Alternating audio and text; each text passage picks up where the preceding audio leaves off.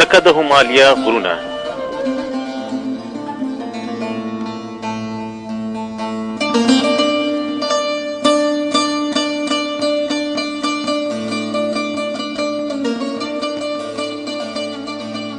له کېناستلو سره سم یې پیسې له جیبونو راوایستلې. د ټولو جیبونو پیسې یې خپلې مخې ته کېښودلې او بیا یې په هغه کاغذ پسې لټون پیل کړ چې د خرڅو شویو شیانو او بیو یادښت یې پکې اخیستی و. یو جیب ته یې لاس کړ، بیا یې په بل کې ولټاوه، هلته هم نه و. بېرته له ځایه جګ شو. د خپل بالاپوش په پاسني جیب کې هغه کاغذ پیدا کړ. یادښت یې د پیسو څنګ ته کېښود او بیا یې له جیبه د حساب ماشین هم راواخیست. هغه چې به له کاره راغی نو لا ډوډۍ به یې نه وه خوړلې چې د پیسو حساب به یې پیل کړ. د پور پیسې به یې یوې خواته کړې او خپله ګډه به یې ترې څنګ ته کړه. ده به تل په پور له خلکو شرکتونه مال اخیست او بیا به یې په بازار کې خرڅاوه. په هغه ورځ چې به یې ګټه بده نه وه او د ده په دغومره زیار به ارزېده نو بیا به یې ډوډۍ ښه په مزه او اشتها وخوړه. او کومه ورځ چې به یې د ګټې مزه نه وه په ډوډۍ به یې یوازې ګېټه ډکوله، نور یې خوند نه ترې اخیست. کومه ورځ چې به یې ګټه ښه وه د ده په مخ کې به یې علامې څرګندې وي. مېرمن او دوه لوڼه یې هم له دغو علایمو سره ښه بلد شوي وو.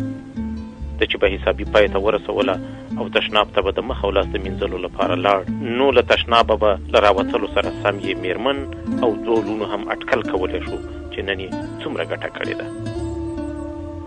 نن یې د ګټې ډېره مزه نه وه، خو د میز کرایه یې وتلې وه او یوازې دومره څه یې هم ګټلي وو چې د نن ډوډۍ یې پرې خوړی شوه. ډوډۍ وخوړه او بیا یې یوه شېبه په خپل ځای کې اوږد وغځېد. نن ډېر ستړی شوی و او ځکه خو له غځېدلو سره سم پریشانه یې وه. ټول خولې خولې وو. د کانو د پلټلو د وسایلو غږ په پرله پسې توګه اورېدل کېده، لکه ټول چې په یو ډول ډبرین ګرد پوښل شوي وي. مخونه یې سم نه ښکارېدل، یوازې د اواز له مخې به یو بل سره پېژندل. غږ نور هم منظم او موزون شو. دغه غږونه به په هغه داسې لګېدل لکه موسیقي چې اوري. د کانو د پلټلو د وسایلو غږ هغه ته د موسیقي د وسایلو له غږه هم په زړه پورې و. له هر غږ سره به د هغه د زړه تارونه سندریز شول. د دغه کار ټول بهیر هغه ته لکه د موسیقۍ د یو لوی ارکستر موزون او سندریز مجموعي غږ ښکارېده او هغه به په همدغه کار کې ځان ډېر خوشحاله احساساوه. د وسایلو غږ نور هم ښکلی او سندریز شو. هغه یو څه ولیدل، څه ډبرین رګونه. د زړه درزه یې داسې موزونه او سندریزه شوه لکه د ده زړه هم چې د دغه ارکستر کومه وسیله وي. کار لا هماغسې روان و. ډبرین رګونه نور هم ښکلي شول، وځلېدل او هغه یو ځل چیغه کړه، یو شېبه ځنډ وکړئ، کار ودروئ، راشئ راشئ.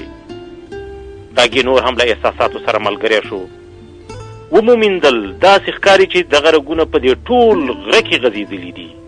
اواز یې نور هم اوچت شو، باید ډېر ستر کان وي، ډېر ستر. لارې خوا نه یو کس را روان و. دی په یوه سا لګیا و، مبارک مبارک. او همدغه د مبارک چیغو د هغه د لنډکي خوب سلسله وشلوله. اوچت را کېناست، داسې خولې و لکه رښتیا چې د کانو د پلټلو په ډله کې په سخت کار بوخت و. شاوخوا یې وکتل، مېرمن یې د چایو پیاله څو شېبې مخکې ورته راوړې وه. د چایو پیاله یې راواخیسته، ښه توده وه. چای یې په بیړه وڅښه، لکه هغه د چایو تودوخه چې هېڅ احساس کړی هم نه وي. د پردیسۍ دغه ټول خوبونه ده ته همداسې پریشانوونکي وو. هره شېبه به یې خپل وطن په خوب کې لیده. د خپل وطن غرونه هغه ته تر هر څه ګران وو. هغه د خپل وطن په ډېرو زیاتو غرونو کې ګرځېدلی وو. همدغه غرونه د هغه مسلک وو، د هغه تخصص وو. د کانونو پلټل د هغه د زده کړې او کار ځانګړې څانګه وه او هغه د خپل مسلک ډېر ګران وو. هغه به هرې ډبرې ته، هر کاڼي ته، هر غره ته په ډېر ژور نظر کتل. ډبرې د هغه مینه وه، غرونه د هغه مینه وه. تل به یې ویل دغه غرونه، دغه ډبرې بې څه نه دي. دغه غرونه موږ په پښو درولی شي، خو خولې به تویوو. پرته له دې نه کېږي. هر غر یو کان دی خو لټون غواړي خواري غواړي او هغه ته دغه غرونه دغه کانونه ټول معلوم وو، ټولې پلټلي وو، په ډېرو ګرځېدلی وو او د نورو په لټون کې هم اخته وو. د خپل هېواد د قانونو په باب څو کتابونه لیکلي وو او د ډېرو څېړنیزو پروژو مشري په غاړه وه. زیات شمېر شاګردان یې روزلي وو. دی په خپله تخصصي څانګه کې یوازینی اکاډمیسین و. دی چې له خپل هېواده وتلو ته اړ شو نو یو داسې ملک ته پردیس شو چې د ژوند هره شېبه ورته داسې وه لکه د دوزخ په لمبو کې چې ناست وي. خو مجبور و، بلې خواته د تللو وس ورسره نه و.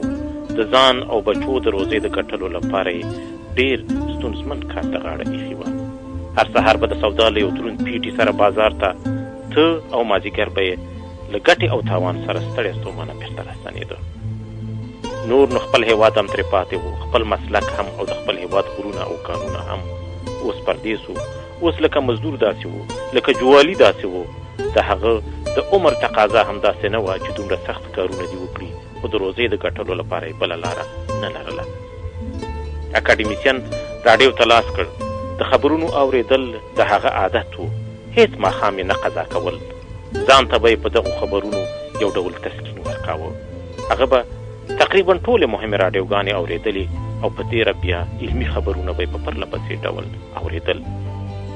نن چې راډیو ته لاس کړ یو څه ناوخته شوی و. خبرونه تېر وو، خو د کومې راډیو علمي خبرونه یې پیدا کړل. یو څو دقیقې به نه وې تېرې چې راډیو یوه جالبه موضوع پیل کړه. سبا ته په نوي ډیلي کې د همالیا د غرونو په باب نړیوال علمي سیمینار جوړېدونکی دی. اکاډمیسن اوچت راکېناست. راډیو ته یې خپل غوږونه ښه ورنږدې کړل. راډیو غږېدله. دغه نړیوال سیمینار به سبا ته په 8 بجو په نوي ډیلي کې پرانیستل شي. په سیمینار کې د 25 هېوادونو جلوچستان او پوهان ګډون لري. د اکاډمیسن د زړه درزا زیاته شوه. هغه د همالیا د غرونو په باب هم یو جالب اثر لیکلی و. په هندوستان کې د علمي ستاژ یوه 2 کلنه دوره تېره کړې وه او د همالیا د غرونو په جیولوجیکي جوړښت یې یو په زړه پورې اثر لیکلی و. هغه چې لا په خپل هېواد کې و له دغه جوړېدونکي سیمیناره خبر و. دی هم له خپله هېواده دې سیمینار ته یوازینی بلل شوی پوه و. د یاد شوي سیمینار ته د خپلې وینا د موضوع مقدمات هم برابر کړي.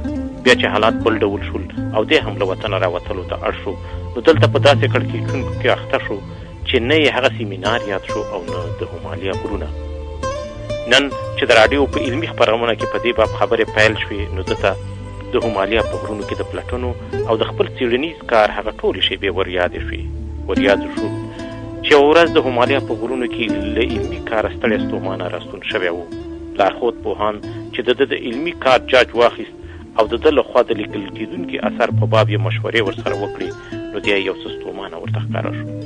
ورته ویې ویل د همالیا غرونه ستا لپاره د تمرین او علمي کار زیرمه ده. داسې فکر وکړه چې دا ستا د وطن غرونه دي. ستا د هېواد هر غر لکه د همالیا داسې ارزښت لري. باید پاملرنه ورته وکړي. هغه ټول غرونه ناسپړلې خزانې دي. په همالیا کې زده کړه او په خپل هېواد کې عملي کړه. اکاډمیسن ته د خپل لارښود پروفیسر هغه پخوانۍ خبرې ټولې وریادې شوې. ټول هغه کړاوونه یې یو ځل بیا سترګو ته ودرېدل چې د کتاب لپاره په څېړنیز کار کې ګاللي وو. هغه بیا له همدغو سوچونو سره پریشانۍ یووړ. خو نن شپه بیا ډېر پریشانه و. هېڅ سم خوب یې ونه کړ. کله به یې د یوې شېبې لپاره سترګې سره ورغلې خو بیا به یا همالیا وه یا د وطن غرونه او یا دغه اوسني بارونه او غمونه. دغو شیانو دی خوب ته پرېنښود. د ساعت له زنګ سره په خپل ځای کې کېناست. د شپې له خوا به یې تل ساعت د زنګ لپاره چمتو کاوه چې چیرې بیده پاتې نه شي. له ځایه جګ شو. په بیړه یې ځان تګ ته چمتو کړ. خپل پانډې د شپې له خوا ځان ته برابر کړی و.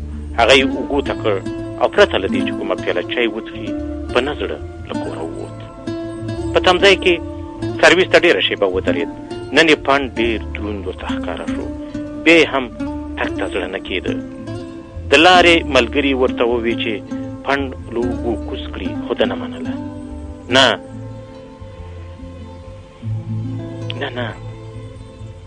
بیا چې سرویس ودرېږي اوږو ته یې نشم برابرولی. همداسې ولاړ ښه یم. 8 بجې کېدونکي وي. لږه شېبه وروسته سرویس را رسېدونکی و. څو شېبې وروسته په نوي ډیلي کې د همالیا د غرونو په باب هغه سیمینار هم پرانیستل کېدونکی و. په سینه کې د درد څو پرله پسې څړیکې لاړې راغلې. دی یې ولړزاوه، خو فکر یې وکړ چې دومره مهمه خبره نه ده. د سرویس غږ واورېدل شو. د درد یوه بله څپه راغله او لاړه. دا ځل ډېره ځورونکې وه. د سرویس غږ نور هم رانږدې شو. اکاډمیسن ځای پر ځای کېناست. په ځان پوه نه شو. پرېوت او په څنګ کې ولاړ ملګري چې هر څومره وخوځاوه نور نو د همالیا غرونه د هغه پر